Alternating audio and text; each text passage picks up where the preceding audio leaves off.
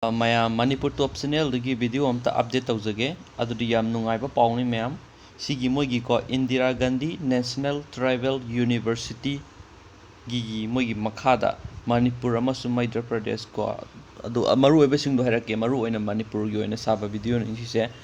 hoigi oja ka oiba moi mayam ge Manipur gi su yaweba moi tungana ko bisida ko Indira Gandhi National Tribal University ge adu moi karam ojano hai moina kauri bese eligibility criteria ne karino adu form fill up se kamai tawgodobno adu selection procedure eligibility criteria adu gona sing maru oiba sing do mem haipitang haijage video si hobodai loifu yengbiyu ko haidi ai full information in detail do budi pineba piba taraga su mem aina education qualification gi matang ai video dum sar herage mem ko aduki matik moigi file si upload tarapu si yam sawe ba moi thabak su yame ba kawi se thabak mi masing yam na kawi wadina taba me adu moigi thabak se professor yame moi pi dum yeminar si mem ko han madam mem si gi www.IGNTU.ac.in si sangwirani maru oina Manipur gi ko Manipur gi si yawini kawi si tungana Manipur state gi oina kawjaba me aduga moi si gi website ta sangani sanga kansida khoina thidi simai notification je thidi neba map aduna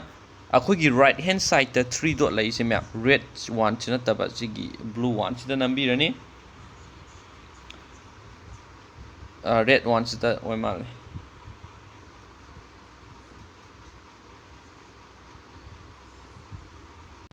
sigi sorry mathakki blue gi se sangbi rani dana sanga kan akhogi direct kanodo in chatle se bedum khoi Manipur gi website ta chatle se ko RCM Regional Campus Manipur Thai Simya sida sangbi ro ko isang lura matung nakhoi Manipur gi thola ani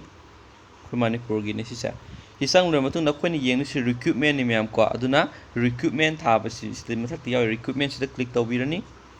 adu recruitment da click tawbulura matung na myam khoi recruitment section da si tholai to date 27 da advertise tholak paneba si notification je official website te ge ko advertisement for recruitment of teacher position I can see yore aduga mogi click here for advertisement has the advertisement sida the click here for UGC regulation for minimum qualification yam tang sina ko yengi so to hape plop hapte ba moi simya aduga click here for NCTE regulation sina regulation tabigi aduga mem han yeng si advertisement han yeng si advertisement yeng na bui damakta click here for advertisement has the kuna click tawini aduga PDF file ma download torani open torani ko aduga open torkana yenga si moina direct notice thola ise kari no maru oisi haibeto yengminar sida ko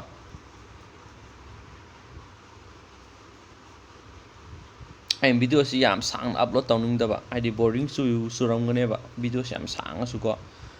aduna ma'am si advertisement se sida thola PDF file date 27 notification thokpa ko adu moina ai sida moina online application are invited from the eligible candidate for teaching post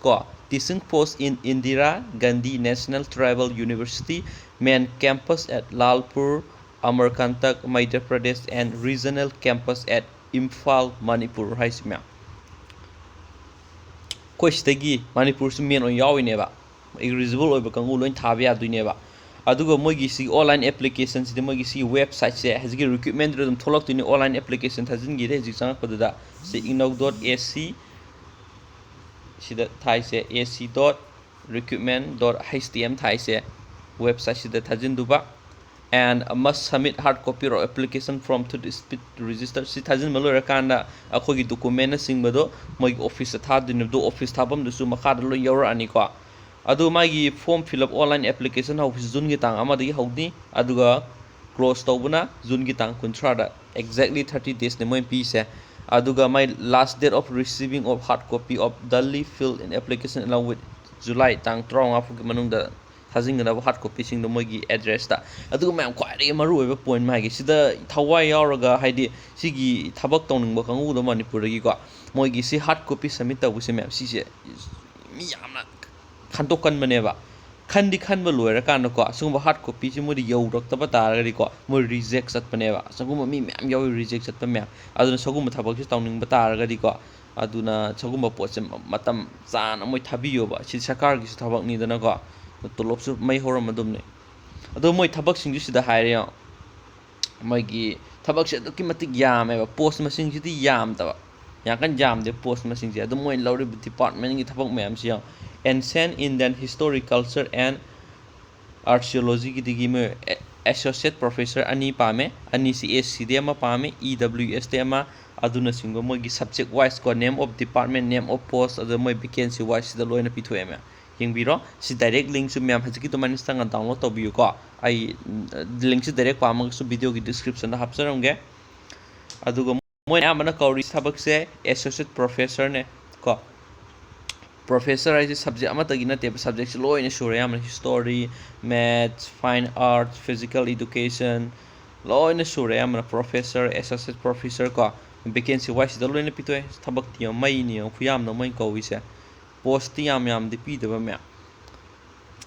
ꯁꯒꯨꯝꯕ ꯊꯕꯛꯁꯦ ꯃꯌꯥꯝ ꯇꯧꯁꯤꯟꯕꯤꯌꯨꯀꯣ ꯁꯤꯗ ꯍꯥꯏꯔꯦ ꯑꯗꯨꯒ ꯃꯥꯒꯤ minimum education qualification experience and publication extra for all the post shall be applicable as prescribed by the U G C regulation ꯍꯥꯏꯗꯤ ꯉꯁꯥꯏꯒꯤ ꯁꯤꯒꯤ download ꯇꯧꯕꯒꯤ ꯃꯈꯥꯗ ꯌꯨ ꯖꯤ ꯁꯤ ꯔꯤꯒꯨꯂꯦꯁꯟ ꯑꯃ ꯊꯥꯔꯀꯥꯟꯗ ꯂꯤꯡꯛ ꯑꯃ ꯌꯧꯍꯧꯕꯗꯣ ꯑꯗꯨꯗ ꯃꯥ ꯏꯗꯨꯀꯦꯁꯟ ꯀ꯭ꯋꯥꯂꯤꯐꯤꯀꯦꯁꯟꯒꯤ ꯑꯦꯛꯁꯄꯤꯔꯤꯌꯦꯟꯁꯀꯤ ꯅꯪ ꯌꯦꯡꯅꯤꯡꯕ ꯈꯣꯏ ꯂꯣꯏ ꯌꯦꯡꯕ ꯌꯥꯔꯅꯦꯕ ꯑꯗꯨ ꯌꯦꯡꯉꯀꯥꯟꯗ ꯅꯪ ꯁꯤ ꯄꯣꯁꯁꯦ ꯑꯦꯄ꯭ꯂꯥꯏ ꯇꯧꯗꯣꯏꯅꯦ ꯃꯌꯥꯝ ꯀꯣ ꯍꯥꯏꯗꯤ ꯃꯣꯏ ꯁꯤꯁꯦ ꯑꯅꯧꯕ ꯑꯞꯗꯦꯠ ꯂꯥꯛꯄ ꯅꯠꯇꯦ ꯃꯃꯥꯡ ꯆꯍꯤꯗꯒꯤ ꯂꯩꯔꯕ ꯂꯤꯡꯛꯅꯦ ꯃꯣꯏ ꯑꯗꯨꯗꯣ ꯑꯗꯨꯒꯤ ꯂꯤꯡꯛꯇꯨ ꯑꯗꯨꯝ ꯆꯠꯅꯅꯤ ꯍꯥꯏꯕꯅꯤ ꯃꯣꯏꯁꯤꯅ ꯍꯥꯏꯁꯦ ꯃꯔꯨ ꯑꯣꯏꯅ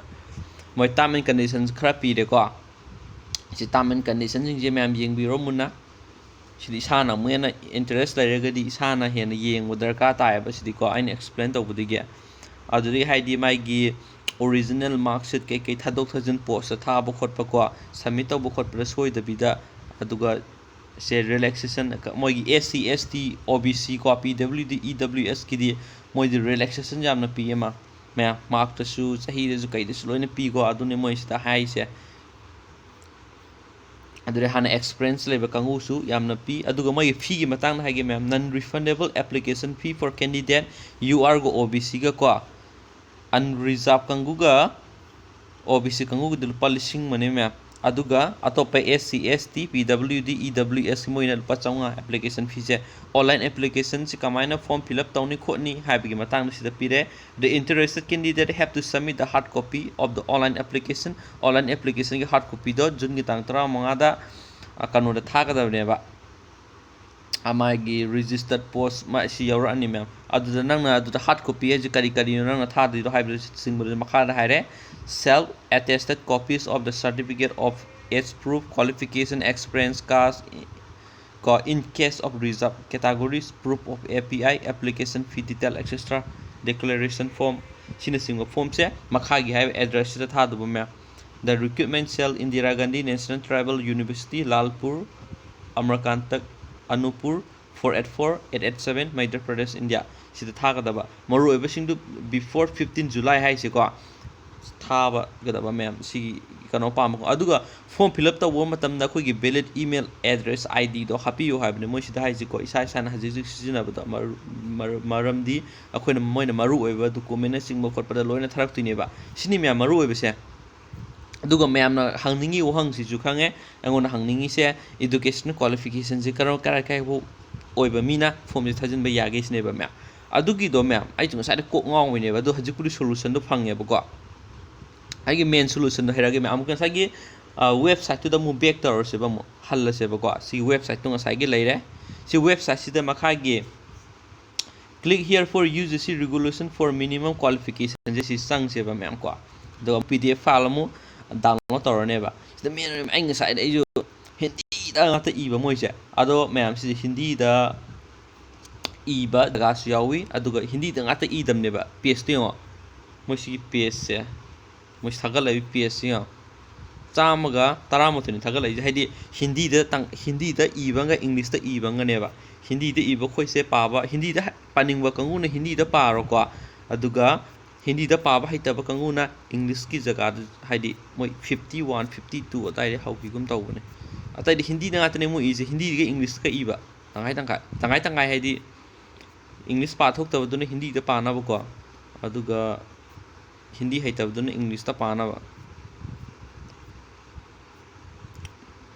ꯑꯩ ꯄꯨꯊꯣꯔꯛꯀꯦꯀꯣ ꯁꯤ ꯂꯩꯔꯦ ꯄꯦꯖ 57ꯗꯒꯤ ꯍꯧꯕ ꯃꯣꯏꯁꯤꯒꯤ ꯁꯤ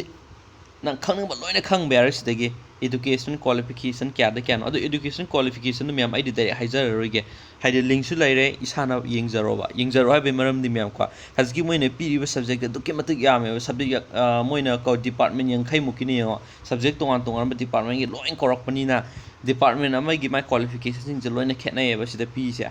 aduna sida 57 ne hawe ko english ki se moine update tau se sidagi loina yengbiro ko aina pamiba subject to karamba lawning bano adu ai qualifications na kaya po ya bano haibado si subject wise loina department wise ki loina pi rabane bisita ko adu da changa ga yengbiro me direct links su ai adum video ki description na hapamage interested oiba kangudi sugumba khudong sab se manghan biganu adum apply taobiyu hairaga video si side lu sinjarage me ko Manipur top channel dagi myam se video si nungairaga di like masam ta tawbiramo and thank you so much guys bye bye